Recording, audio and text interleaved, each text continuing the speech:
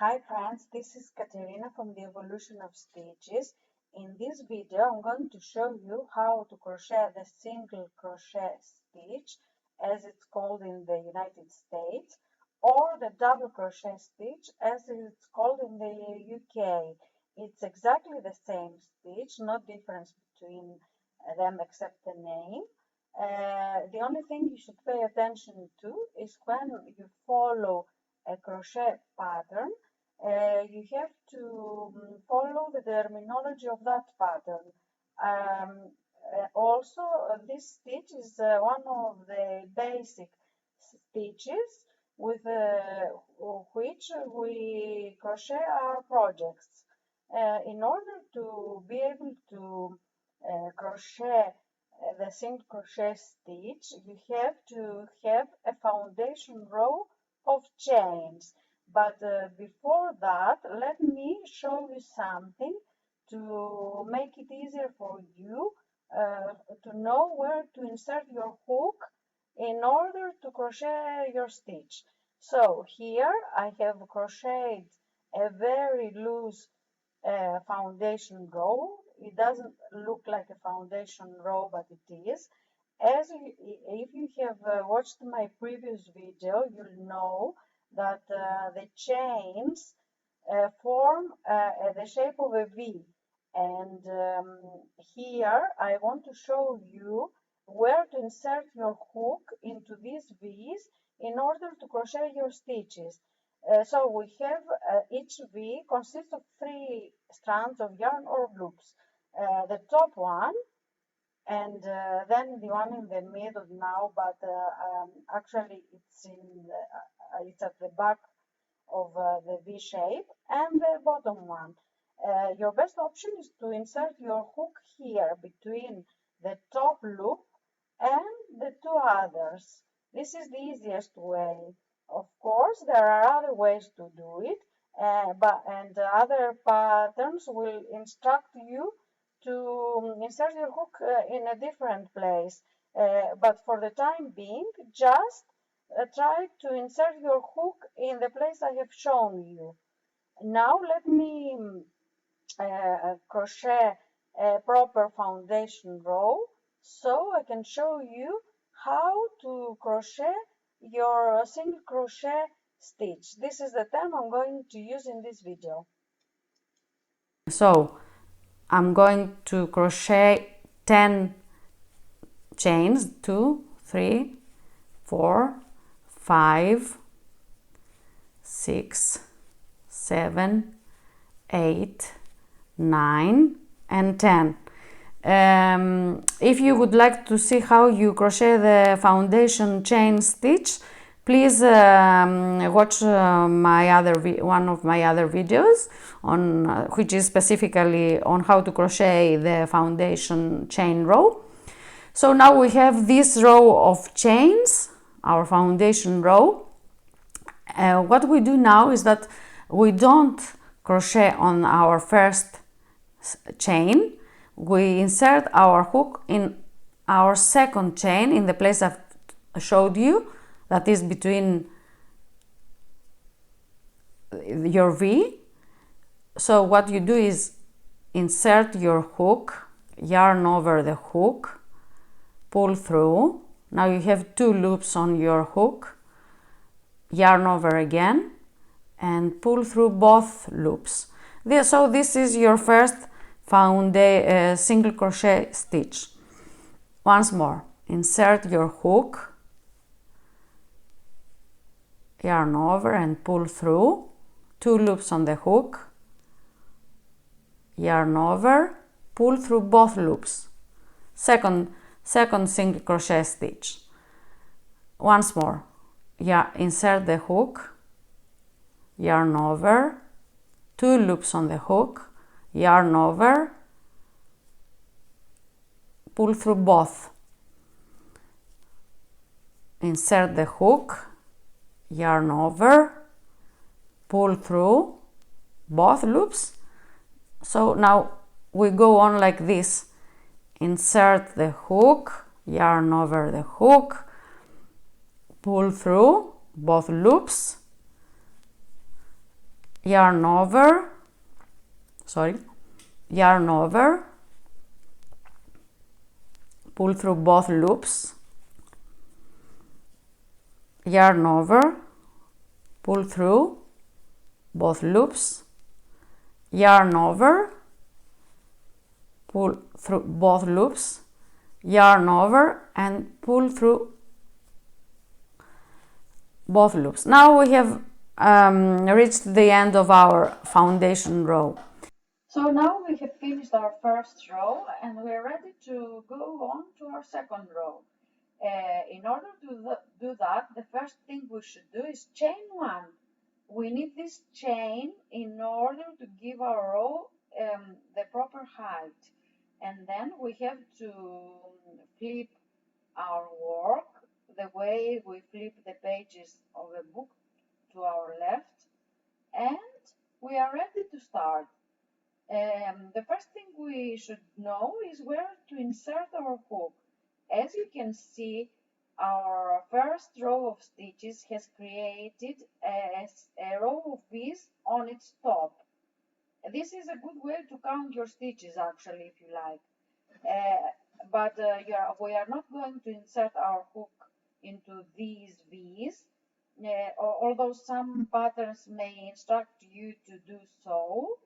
As beginners, we are going to insert our hook underneath these V's into the space between our previous stitches. So let me show you again.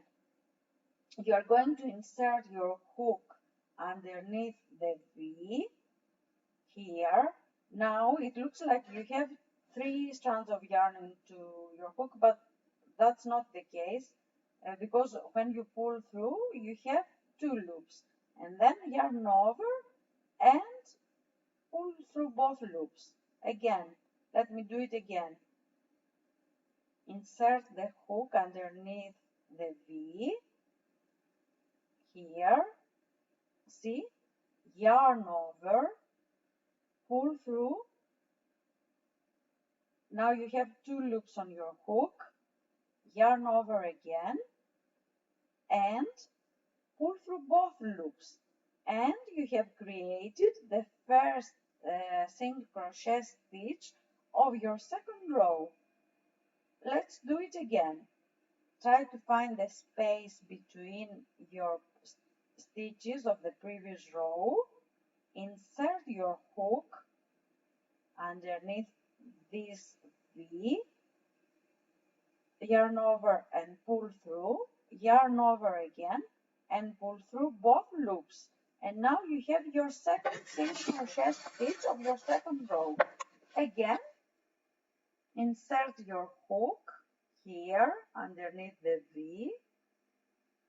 What you can do in order to find where to insert your hook is to pay attention to these horizontal bumps that were created by your previous stitches, and you need to insert your hook into the space between these 2 horizontal bumps. So insert the hook, yarn over, pull through, yarn over again, pull through both loops, and that's it.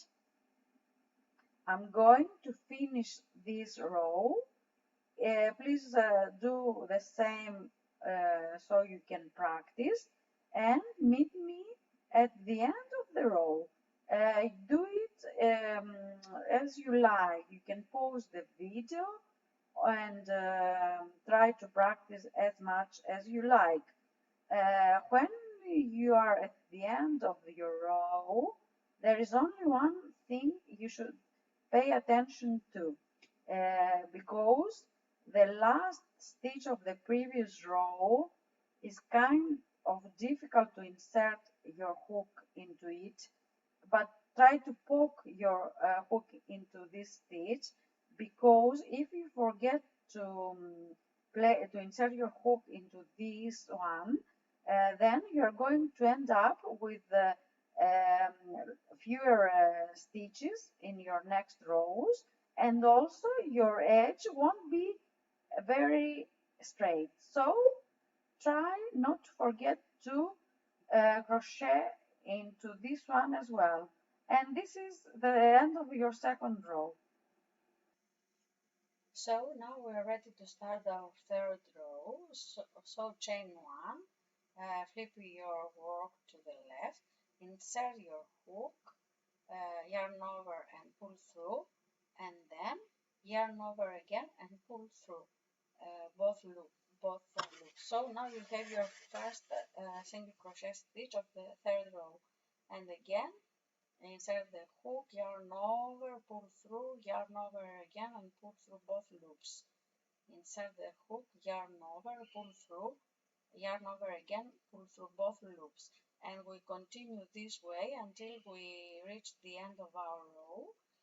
Feel free to practice as much as you like and meet me at the end of this row. When you are at the end of this row, just please don't forget to crochet on this last stitch, because sometimes people tend to forget it, because it's difficult to insert your hook into this stitch. Just poke your hook into it and crochet your single crochet stitch the way you always do. A few things on how to count your rows and stitches. A more analytical video will follow soon. But for now, I would like to say that I don't like using stitch markers. I believe that if you learn to recognize the shape of your stitches and rows, it will make your life easier. What you can see here, you can see these V's that are formed from from the stitches of the previous row. Also, you can see that between our stitches, very tiny holes are created. These are going to be your guides. If you want to count your rows, you can count them by either count these ridges at the edge of your project, or you can try to see this horizontal line between your rows. Uh, your stitches now have a different shape depending if they were crocheted at the front or at the back. The first row was crocheted at the front and looks like V's. The second row looks like inverted V's, and also there are these horizontal bumps um, which can help you count your rows.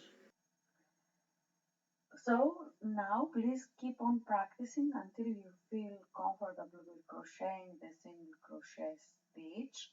Maybe you could crochet a dishcloth with this stitch, and when you are done crocheting, I will show you how to finish off your project and how to